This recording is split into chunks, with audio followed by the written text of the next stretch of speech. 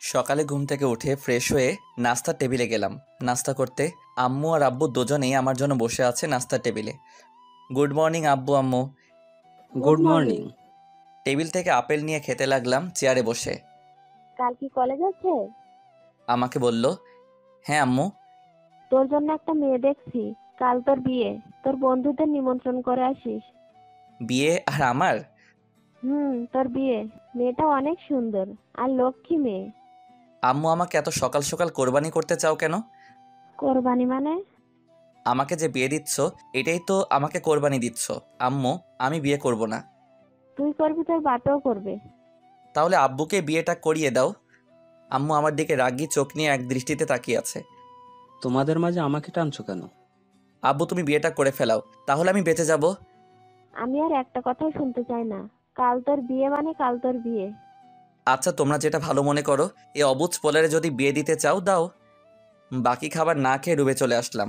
Bag গুছিয়ে কলেজের জন্য বের হলাম। এবার পরিচিত হয়ে নেই, আমি আদিল। এবার ইন্টার সেকেন্ড ইয়ারের স্টুডেন্ট, বাবা মার একমাত্র সন্তান। আমাদের বাড়িতে আম্মু যা বলবে তাই। আব্বু আম্মুকে দেখে ভয়। আমি আর আব্বু দুজন খুব ভালো বন্ধুর মতো। আমার একটাই সমস্যা, বিয়ে। বিয়ের কথা শুনলে আমার ভয় করে, কান্না চলে আসে। গল্পে আসা যাক এবার। বাসা থেকে বেরিয়ে সিএনজি নিয়ে কলেজে চলে এলাম। কলেজে গিয়ে দেখি সকলেই গাছের নিচে বসে আছে। আমি গিয়ে ওদের পাশে বসলাম নিশ্চুপ হয়ে। আমার নিস্তব্ধতা দেখে সকলেই অবাক হলো, কারণ নিস্তব্ধ থাকার মতো আমি না। সবসময় দুষ্টামি শয়তানি করতেই থাকি। মন খারাপ কেন? কি হয়েছে? কাল আমাকে কোরবানি দেওয়া হবে, তোদের গোশত খাওয়ার দাওয়াত রইল। সকাল সকাল চলে যাস। কি বলিস তুই? এসব পাগল হয়েছিস নাকি? পাগল হইনি, কিন্তু এবার হয়ে যাব। দেখ ভাই, মজা করিস না। কি হয়েছে সেটা বল।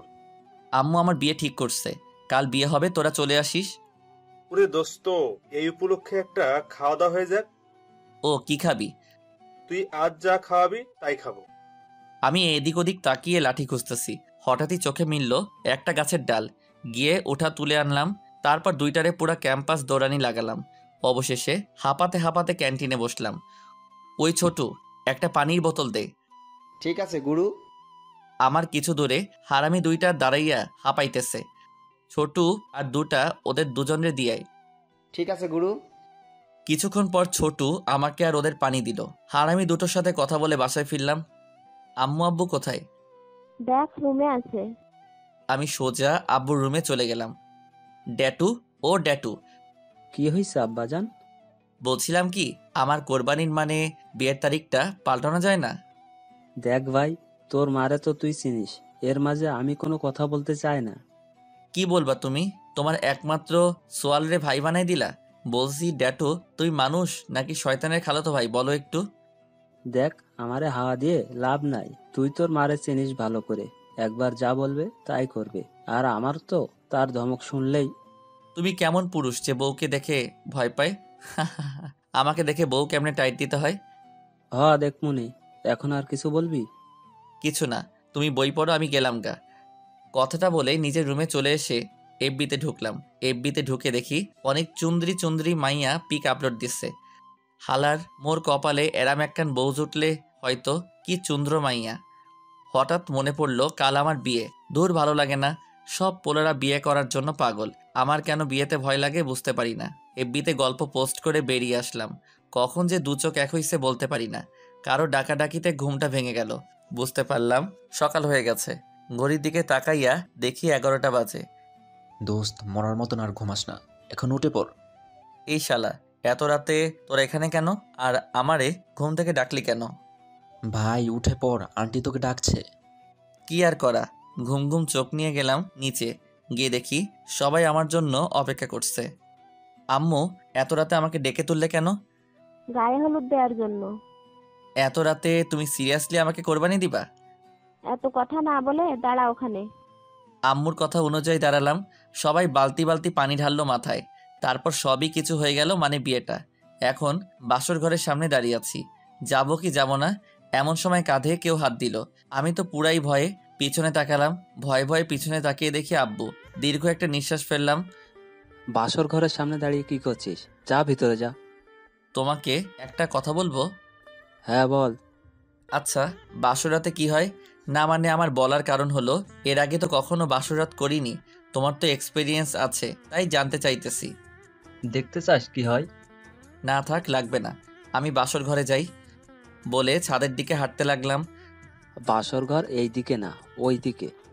তারপর আব্বু আমাকে ঘরে ঢুকিয়ে দিল। আমি দরজার ওপাশ থেকে বললাম, তোমার সাথে পরে বুঝবো।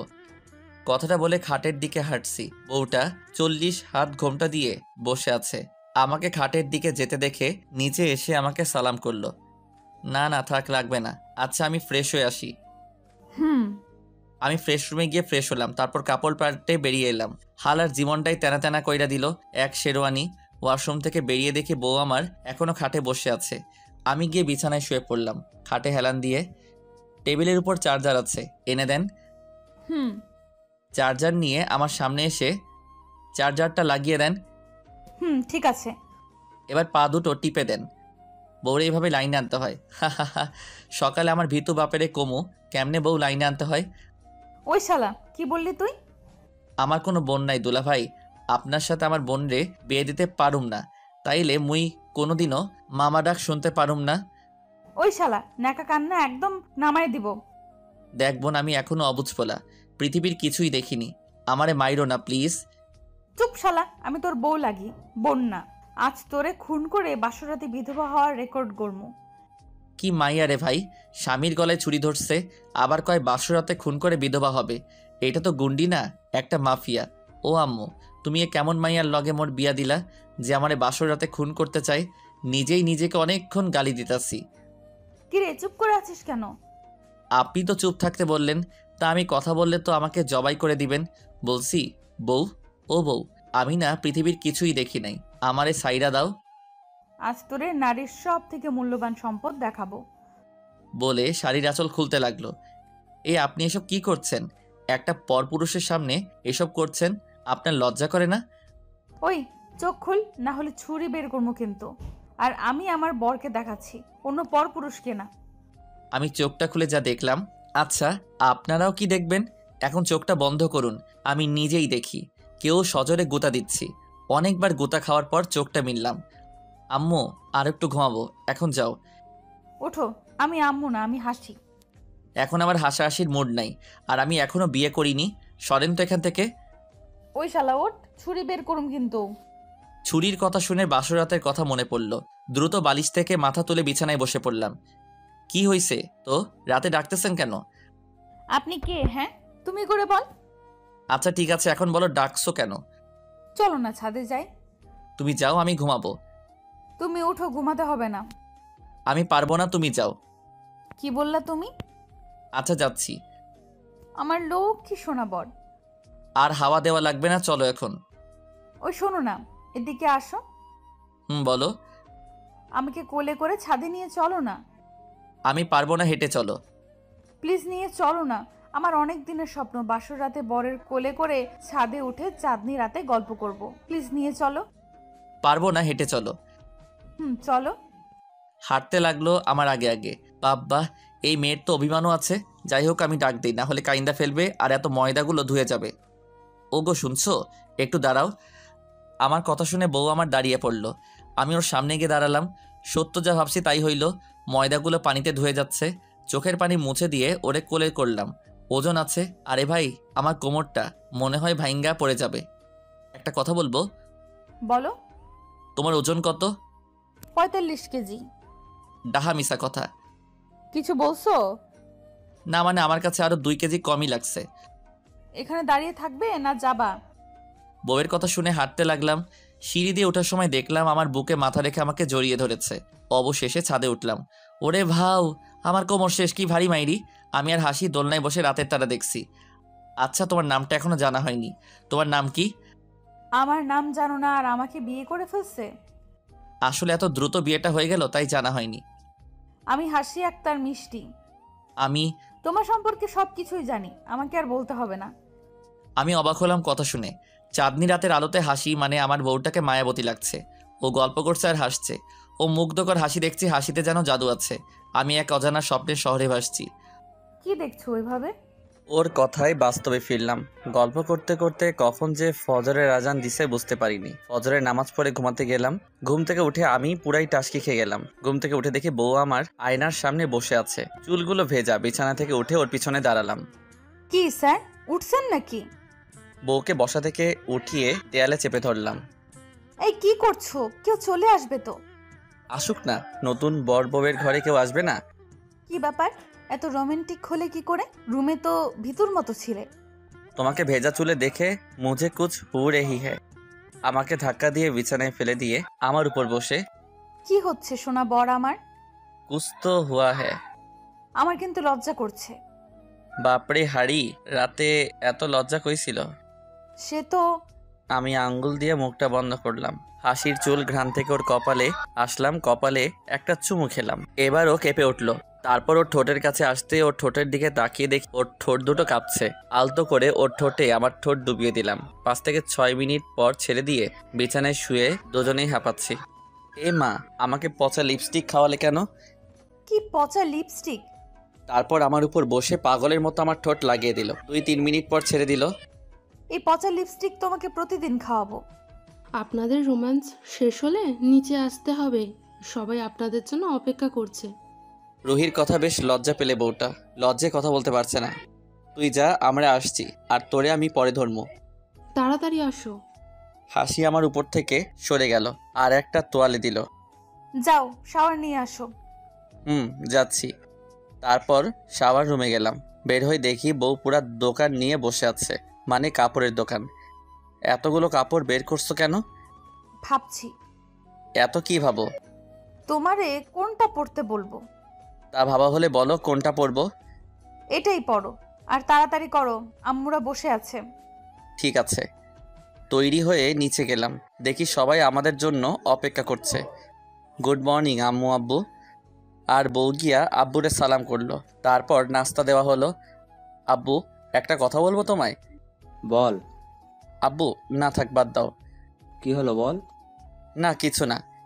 খেতে খেতে ভাবছি কি বলে হাসিকে রাগানো যায়। বাসর রাতে যা বুঝলাম মেয়েটা অনেক রাগী কিন্তু রোমান্টিক। আচ্ছা আব্বু, বউগুলা এমন গুন্ডি হয় কেন? তোর কি আমার মতো অবস্থা? আমি তোমার পোলা, তাই প্রশ্নই আসে না কারো মতো হওয়ার। আম্মু আর হাসি আমার দিকে তাকিয়ে আছে। ওদের চোখ দিয়ে আগুন ঝরছে। মনে হয় আমাকে খাবেন না। দয়া করে প্লেটে ভাত রাখা আছে, ওইগুলো খান, আমাকে খাবেন না। সবাই আবার খাওয়া শুরু করলো। আল্লাহ এখন কার মতো বাঁচাইছে, আল্লাহ জানে রুমে গেলে আমার কি হবে। আমি পুরো নাস্তা শেষ না করে রুমে চলে এলাম। রুমে এসে মোবাইল নিয়ে বসে বসে ফেসবুক চালাচ্ছি। অনেকক্ষণ যাবৎ চালাচ্ছি। এবার একটু গল্প লেখা যাক। গল্প লিখতেছি, হঠাৎ আমার হাতে ফোন নাই। মোর ফোন কই গেল? আশেপাশে খুঁজে দেখি ফোন নিচে পড়ে কান্না করতেছি। সামনে তাকিয়ে দেখি হাসি দাঁড়িয়ে আছে, আমার দিকে অগ্নি দৃষ্টিতে তাকিয়ে আছে। আমার এত স্বাদের ফোনটা ভাঙলে কেন? 10 দিন কান্না করে মোবাইলটা কিনছিলাম। আমি গুন্ডি তাই না? কই না তো, তোমার মতো ভদ্র মেয়ে তো পাওয়াই যায় না। দেখ, হাওয়া দিবি না আমায়। তুমি কি সাইকেলের টিউ নাকি? তোরে আজ আমি খাইছি। বলে ব্যাগ থেকে বেত বের করলো। ও আল্লাহ, এই মেয়ে তো আমাকে মারার পুরো প্ল্যান করে আইছে। ও আমার দিকে এগিয়ে আসতেছে, কি করা যায় মনে মনে ভাবছি। টেনশনে মাথায় কিছুই আসে না। স্ট্যাচু। হাসি জায়গায় দাঁড়িয়ে পড়লো আর আমি একটা দৌড়ে রুমের বাইরে বাসা থেকে বের হওয়ার জন্য মোটরসাইকেলের কাছে যাচ্ছি। এমন সময় আম্মু আমাকে ডাক দিল। তন্ময়, এদিকে আয়। বলো। কোথাও বের হচ্ছিস নাকি? একটু বের হবো। কেন? বৌমাকে ডেকে নিয়ে আয় তো। কেন, কি বলবা বলো। চুপ করে বসে থাকে এখানে। আম্মুর ধমক শুনে বসে পড়লাম। তারপর গুন্ডিটা এলো। এটা আমাদের পারিবারিক হার, নতুন বউকে দিতে হয়। আমার শাশুড়ি আম্মা এই ঘরে বউ হবার পর দিয়েছিল, আজ তোমাকে দিলাম। এবার গেলাম। না, তুই এখন বৌমাদের ওখানে যাবি, বৌমাকে সঙ্গে নিয়ে। পারবো না। তুই যাবি, তোর বাপেও যাবে। তা আমার ভীতু বাপটারে পাঠাও। আব্বু আম্মু দুজনেই আমার দিকে অগ্নি দৃষ্টি নিয়ে তাকিয়ে আছে। আমি চোরের মতো পলাইলাম ওখান থেকে। তারপর রুমে এসে বসে আছি। একটু পর হাসি এলো আর কাপড় গোছাতে লাগলো। পিছন থেকে জড়িয়ে ধরছি। কি করছো? একটু মস্করা করছি। এখন মস্করা না, আম্মু কি বলছে মনে আছে? আছে তো। তাহলে কাপড় গুছাতে দাও। আমি ছেড়ে দিয়ে বসে আমার ভাঙা মোবাইলের টুকরাগুলো জোড়া লাগাচ্ছি। এমন সময় আব্বু ডাক দিল। রুম থেকে বেরিয়ে আব্বুর রুমে গেলাম। আব্বু ডেকেছো? তোর কাছে টাকা আছে? না আব্বু, আমার কাছে মাত্র 20 টাকা পড়ে আছে। তাহলে শ্বশুর বাড়ি গিয়ে কি দিয়া চলবি? তোর কাছে তো টাকা না থাকলে তোর আবার মাথা ঠিক থাকে না। আমিও সেটাই ভাবছি, চলবো কি করে। একটা কাজ করবো না, যাওয়ার সময় বাইক বেচে শ্বশুরবাড়ি চলে যাব। সব সময় ফাজলামি করিস। এই রাখ এগুলো, এটা দিয়ে আপাতত শ্বশুর বাড়ি ঘুরে আয়, তারপর আবার দিব। মানি ব্যাগ থেকে 7টা 1000 টাকার নোট দিল। ঠিক আছে আব্বু, হ্যাঁ একটা ফ্রিতে পরামর্শ দিয়ে যায়। ভুলেও পাশের বাসার আন্টির সাথে কথা বলো না, আম্মু সন্দেহ মনে করতেছে তোমার আর আন্টিকে নিয়ে। কথাটা বলে চুপচাপ বেরিয়ে এলাম আব্বুর রুম থেকে। আমি জানি আমার বাপে এখন ভাবছে পাশের বাসার আন্টির কথা আমি জানলাম কি করে। আমি একদিন বন্ধুদের সাথে সিনেমা দেখতে গেছিলাম, আর সেই সময় হলে ঢুকে আমরা অনেক চিল্লাচিল্লি করতেছিলাম। আমাদের সামনের সিটে আব্বু আর আন্টি বসেছিল, সেটা আমার জানা ছিল না। অনেক হই হুল্লোড় করতেছিলাম। এমন সময় ইমনের হাত থেকে পপকর্ন পড়ে যায়, আর আব্বু আর আন্টি দাঁড়ায় পড়ে। হলরুম অন্ধকার থাকার জন্য পকেটে থাকা লাইট দিয়ে সামনে মারতে দেখি আব্বু আর আন্টি। দ্রুত লাইট বন্ধ করে হল থেকে বেরিয়ে এলাম। এটাই আমার বাপের প্রেম কাহিনী। আব্বুর থেকে টাকা নিয়ে রুমে গেলাম। রুমে গিয়ে দেখি হাসি তৈরি হয়ে গেছে। তারপর আব্বু আম্মুকে সালাম করে শ্বশুরবাড়ির উদ্দেশ্যে বের হলাম। গাড়ির ড্রাইভিং আমি করছি, আর আমার পাশে হাসি বসে আছে। চুপচাপ আছি দুজনেই। হঠাৎই হাসি বলে উঠল, গাড়ি থামাও, গাড়ি থামাও। কি হয়েছে? ফুচকা খাবো। এখন ফুচকা? তোমাদের বাসায় যেতে যেতে দেরি হয়ে যাবে, এর থেকে বাসায় গিয়ে খেও। না, আমি এক্ষুনি খাবো। আর তুমি গাড়ি সাইড করে ফুচকা নিয়ে আসো। তুমি আসলেই একটা। আমি কি? হ্যাঁ, যা আগে ফুচকা নিয়ে আয়। আর একটা কথা বললে তোকে এখান থেকে ফেলে দিব। আচ্ছা আমি যাচ্ছি। যাও। আর হ্যাঁ, ঝাল টক বেশি করে নিয়ে আসবা। ওকে। তারপর ওর জন্য ফুচকা কিনে নিয়ে আসলাম। গাড়িতে উঠে ওর হাতে ফুচকা দিয়ে আবার গাড়ি চালাতে শুরু করলাম। ফুচকা খাওয়া শেষ করার ঝালেতে হাঁপাচ্ছে। ওর চোখের দিকে তাকিয়ে দেখি চোখ দুটো লাল হয়ে গেছে। পানি খাও, ঝাল খেতে পারো না তো এত ঝাল আনতে বললে কেন? গাধা, পানি খাওয়া লাগবে না। মেয়েরা ফুচকাতে ঝালটা বেশিই খায়। তাই বুঝি? আমি আবার এসব বুঝি না। কি জানি কয়টা মেয়ের সাথে প্রেম করে। আমার কাছে ভদ্র সাজার চেষ্টা করছো? দেখো, চরিত্রে দাগ লাগানোর চেষ্টা করবা না। আমি তো মেয়ে দেখলেই ভয় পাই, আর বিয়ের কথা শুনলে তো কান্দ নাই। আমি আবার প্রেম করুম? হা হা হা। তুই এত ভালো জোকস কই পাও? ওই কুত্তা, আমার কথাগুলো তোর জোকস লাগে? আজ তোরে আমি। বলে নিজের সিট থেকে উঠে আমার কোলে বসে পড়লো, প্লাস আমার মুখের দিকে মুখ দিয়ে, এসব কি করছো? নামো, গাড়ি অ্যাক্সিডেন্ট করবে। আমার ঝাল লাগছে, ঝাল কমিয়ে দাও। ওখানে বসো, আমি আইসক্রিম আনছি। না, আমার অন্য কিছু লাগবে। বলতে দেরি দিতে দেরি নাই। আপনারা শুনবেন? যান, আমার লজ্জা করে। আসলে হাসি ওর ঠোঁটে ঠোঁট লাগিয়ে 2 মিনিট ছেড়ে দিলাম। পরে হাসি চুপচাপ ওর সিটে বসে রইল। অবশ্য ও আশা করেনি আমি এমনটা করব। আমিও আপন মনে গাড়ি চালাচ্ছি, মাথা নিচু করে বসে আছি। হাসি কিছু তো যেতে একটা দোকানের সামনে দাঁড়ালাম। গাড়ি থেকে নেমে দোকানের দিকে হাঁটতে লাগলাম। দোকানে গিয়ে দোকানদারকে বললাম 5টা আইসক্রিম দিতে। দোকানদার আইসক্রিমগুলো প্যাক করে দিল। এই নাও। এগুলো কি? খুলেই দেখো কি আছে। গাড়ি আবার আনমনে চলতে থাকলে 2টা বাজে ওদের বাড়িতে পৌঁছে গেলাম। বাড়ির গেট দিয়ে ঢুকে একপাশে পার্ক করে রাখলাম। আমি আর হাসি ভিতরে যাব, তখনই দেখলাম অনেকগুলো মেয়ে দরজা আটকে দাঁড়িয়ে আছে। আসসালামু আলাইকুম আদরের দুলাভাই। ওয়ালাইকুম আসসালাম, আমার বউয়ের বোন। দুলাভাইকে তো আমার অনেক ভাল লাগছে। দুলাভাই চলেন না আমরা প্রেম করি। বৃষ্টি এবার কিন্তু বেশি বেশি হয়ে যাচ্ছে। তোমাদের আপু তো অনেকটা গুন্ডি টাইপের, তা তোমাদের মাঝে নরম স্বভাবের কেউ থাকলে তারে বিয়ে করব।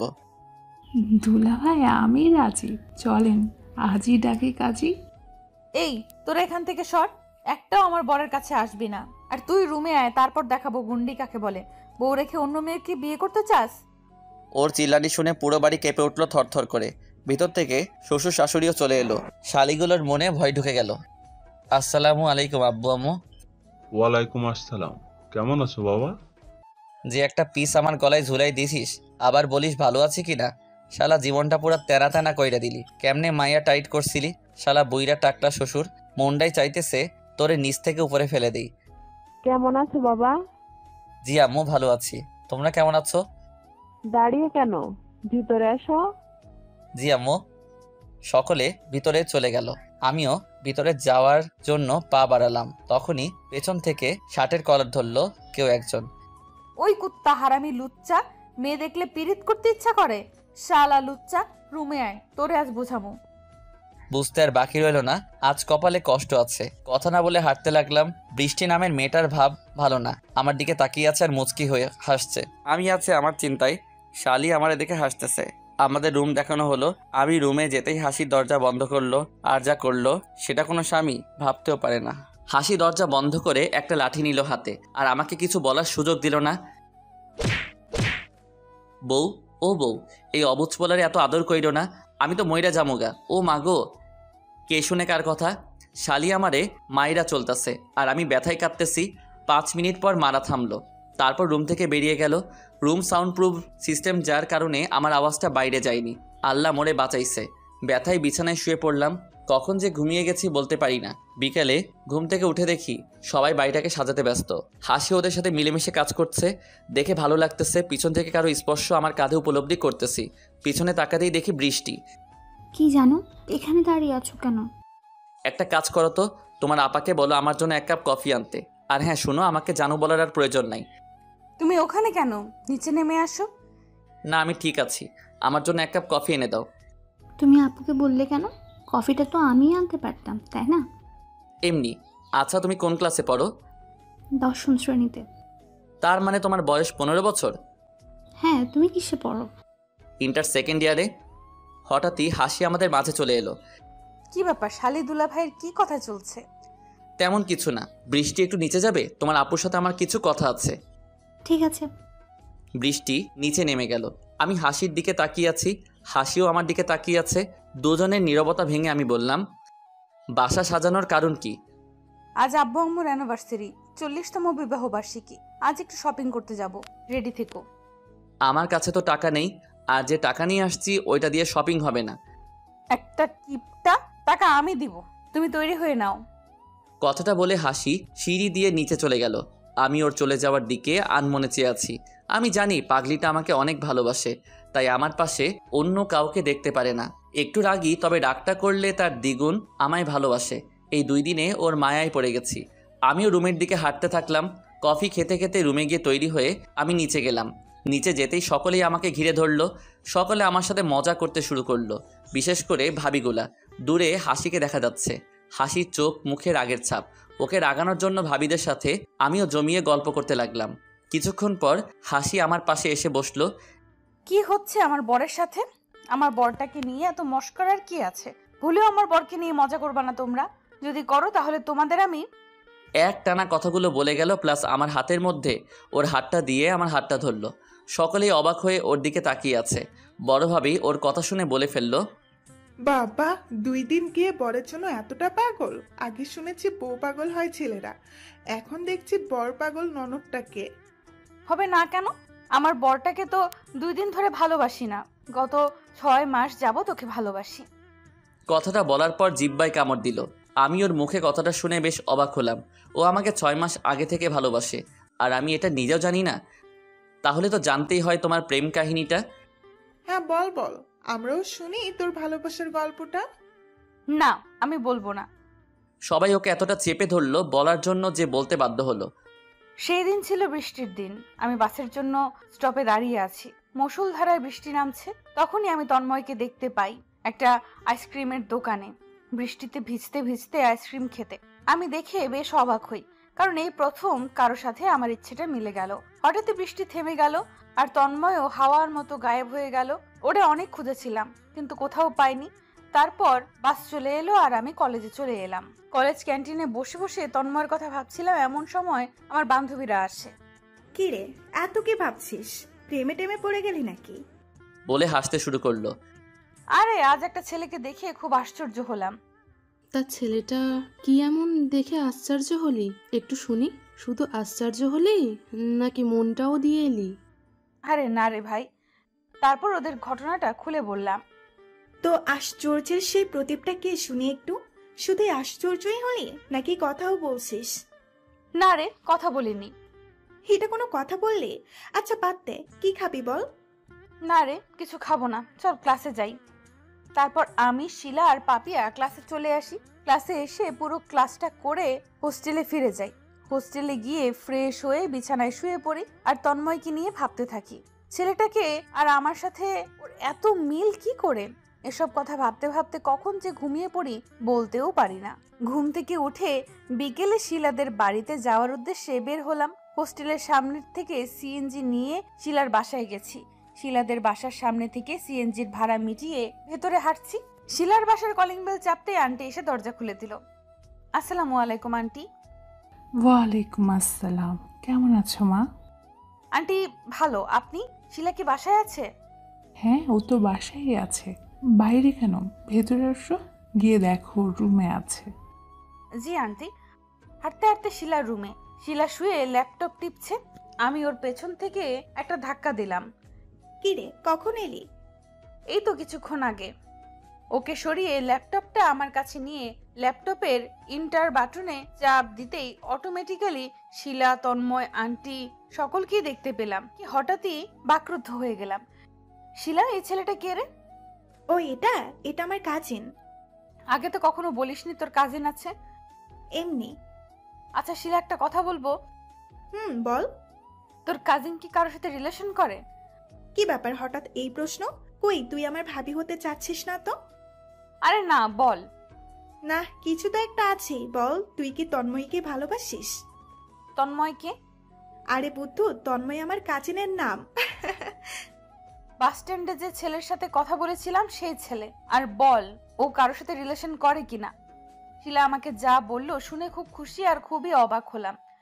আরে ও তো আস্ত একটা হাদারাম। ওর পাশে যতই মেয়ে থাকুক না কেন, কখনো মেয়েদের দিকে তাকাবে না। প্রেমের কথা বলবি তো তোর সামনে তো দূরের কথা, তুই যে এলাকায় থাকবি সেই এলাকায় আসা বন্ধ করে দিবে। তাহলে বলছিস ও এখনো প্রেম করে নাই? প্রেম আরো ইম্পসিবল। একটা কাজ কর, ওদের বাসায় নিয়ে চল তো একটা সময়। ওকে সামনে থেকে দেখতে খুব ইচ্ছে করছে। চল, এক্ষুনি যাব। আমারও আন্টির লগে কিছু কথা আছে, কথাও হবে, তোর কাজটাও হবে। এখন আর এই ড্রেসে? আচ্ছা চল। আমি আর শিলা দুজনেই তন্ময়দের বাড়ির উদ্দেশ্যে বেরিয়ে গেলাম। শিলাদের বাসার সামনে থেকে সিএনজি নিয়ে সোজা ওদের বাসায় চলে গেলাম। বাসার কলিং বেল চাপতেই বড়সড় একটা শক খেলাম। আন্টি তুমি? আরে হাসি, তুই এখানে? রাস্তা ভুল করে চলে এসেছিস নাকি? আন্টি মানে তন্ময়ের মা এখন আমার শাশুড়ি আম্মা। তন্ময়ের মা আর আমার মা দুজনে খুব ভালো বান্ধবী। স্কুল জীবন থেকে শুরু করে কলেজ লাইফ অবধি তাদের বন্ধুত্ব অটুট ছিল। এটা তোমাদের বাড়ি? আমি তো জানতামই না। আমাদের কথোপকথন শুনে শিলা বেশ অবাক হলো। তারপর আমরা ভেতরে গেলাম। ভেতরে আন্টি নাস্তা দেওয়ার জন্য গেল। আমি পুরো বাড়িটা দেখতে লাগলাম। এমন সময় তন্ময়ের রুমের সামনে গিয়ে দেখি তন্ময় ঘুমিয়ে আছে। ওর ওই মায়াবী মুখটা দেখে আমি প্রেমে পড়ে গেলাম। আন্টিদের থেকে বিদায় নিয়ে হোস্টেলে এসে মাকে সব জানাই এবং মাকে এটাও বলি 6 মাস পর আমি তন্ময়কে বিয়ে করব। মা যেন আন্টিকে সবকিছু খুলে বলে। আমার প্ল্যান অনুযায়ী সবকিছু হলো আর 6 মাস যাবত আমি ওর পিছু নিছি, কিন্তু হাতারামটা কখনো বোঝেও নি। বাবা গো, আমাদের ননদ এতটা আগে তো জানতাম না। আমি ওর দিকে অবাক হয়ে তাকিয়ে আছি। নিজেকে নিজেই গালি দিচ্ছি। একটা আমাকে 6 মাস ধরে পিছু নেয়, আর আমি বুঝি না। কি সুন্দর হাসিকে ওর আম্মু ডাক দিল। হাসি চলে গেল আর আমি সোফায় বসে বসে হাসির পাগলামিটার কথা ভাবছি। আমার ভাবনার ছেদ ঘটিয়ে ভাবি বলল, কি ভাবছো? তেমন কিছু না। হঠাৎ সিঁড়ির দিকে তাকিয়ে আমি পুরাই ভালোবাসার রাজ্যে হারিয়ে গেলাম। হাসি একটা নীল শাড়ি পরেছে, কানের দুল, হাতে নীল রঙের চুড়ি, দেখতে একদম পরীর মতো লাগছে। আমি হা করে ওর দিকে তাকিয়ে আছি। কি হলো, হা করে আছো কেন? হাসির কথায় আমি নিজেকে ভাবনা থেকে ফিরিয়ে আনলাম। তেমন কিছু না, তোমাকে দেখছিলাম। একটু লজ্জা পেয়ে। এখন তাড়াতাড়ি চলো, আর বেশিক্ষণ নাই। আব্বু আম্মুর জন্য গিফট কিনতে হবে। সোফা থেকে উঠে হ্যাঁ চলো। তারপর আমি আর হাসি দুজনে গাড়ি নিয়ে শপিং মলের দিকে গেলাম। শপিং মল থেকে আমার টাকলা শ্বশুর আব্বার জন্য আর শাশুড়ি আম্মার জন্য গিফট কিনলাম। 10টা বাজে বাসায় ফিরে এলাম। আমার রুমে গিয়ে কাপড় চেঞ্জ করলাম। তারপর হাসি আমাকে একটা ড্রেস দিয়ে গেল এবং সেটাই পরতে বলল। আমি ড্রেস পরে তৈরি হয়ে নিচে গেলাম। 12টা বাজে আব্বু আম্মাকে উইশ এবং কেক কাটা হলো। কেক কাটা শেষ হলে ছাদে উঠে এক কোণে দাঁড়িয়ে আছি আর প্রকৃতিকে দেখছি। হঠাৎই পেছন থেকে একটা কাশি দিল। পিছনে তাকাতেই দেখি হাসি। কখন আসলে? অনেকক্ষণ এসে দাঁড়িয়ে আছি। তুমি এত কি ভাবছো যে আমার আশাটা বুঝতে পারোনি? খেয়াল করিনি। আমার পাশে এসে দাঁড়ালো। কি ভাবছো? কই কিছু না, প্রকৃতিকে দেখছি। কত সুন্দর এই প্রকৃতি। তার থেকেও সুন্দর আমার বরটা। আচ্ছা, আমার মধ্যে এমন কি আছে যে আমাকে ভালোবেসে ফেললে? আমি যেমন জীবন সাথে খুঁজেছি তোমার মাঝে সবকিছুই আছে। আচ্ছা তন্ময়, একটা কথা বলবো, রাখবা? বলো। রাখবা তো আমার কথাটা? হ্যাঁ বলো, কি কথা বলতে চাও? আমার 4টা বেবি লাগবে। না, এই কথাটা রাখতে পারবো না। তুমি কিন্তু আমাকে কথা দিয়েছো। 2টো বেবি নিব, 2টা সন্তানই ভালো। না, আমার 4টাই লাগবে। পারবো না। ভয় করছো যদি আমার কিছু হয়ে যায়? হ্যাঁ। যদি আমি মরে যাই তাহলে? হাসির দিকে তাকালাম, নিজের অজান্তে 2 চোখ বেয়ে অশ্রু পড়তে লাগলো। হাসিকে জড়িয়ে ধরলাম, হাসি আমার বুকে মাথা রেখে আমাকেও জড়িয়ে ধরলো। প্লিজ এসব আর বলবে না, তোমাকে ছাড়া আমি বাঁচতে পারবো না। তোমাকে এই কয়েকদিনে নিজের অজান্তে অনেকটা ভালোবেসে ফেলেছি। আই লাভ ইউ পাগলি, আই লাভ ইউ গুন্ডি বউ। আই লাভ ইউ টু পাগল। কখনো ছেড়ে যাবে না তো? কখনো ছেড়ে যাব না। রাগ, অভিমান, ভালোবাসার মধ্যে দিয়ে ওদের বিবাহ জীবন চলতে থাকলো। একটা কথা মনে রাখবেন, একতরফা ভালোবাসার মধ্যে কখনো সুখ থাকে না, সেই ভালোবাসার মাঝে ঘৃণা থাকে না। যে ভালোবাসায় দুজনের প্রতি দুজনের জানার আগ্রহ থাকে। আপনার ভালোবাসার মানুষ অনলাইনে অ্যাক্টিভ আছে অথচ আপনাকে মেসেজ করে না, সময় হলে আপনার খোঁজ নেবে না। আপনি মেসেজ না দিলে ভালোবাসার মানুষ মেসেজ দিবে না, কথা বলার ইচ্ছা থাকবে না। আপনি যেটা বলবেন সেটার উত্তর ছাড়া নিজে থেকে কিছু বলবে না। এটা কেমন ভালোবাসা? একটা কথা কি, একজন রাস্তা দিয়ে হাঁটলে কম পথে হাঁটা যায়, কিন্তু আরেকজন আপনার পথের সঙ্গী হলে আপনি অনেকটা পথই হাঁটতে পারবেন। তেমনি ভালোবাসার বন্ধনটাও একই। একজনের ভালোবাসায় এই বন্ধন টিকে না। সে যতই মন থেকে ভালোবাসুক, কাউকে ভালোবাসলে তার মতো করে বাসুন, যে আপনাকে নিজের থেকেও বেশি ভালোবাসে।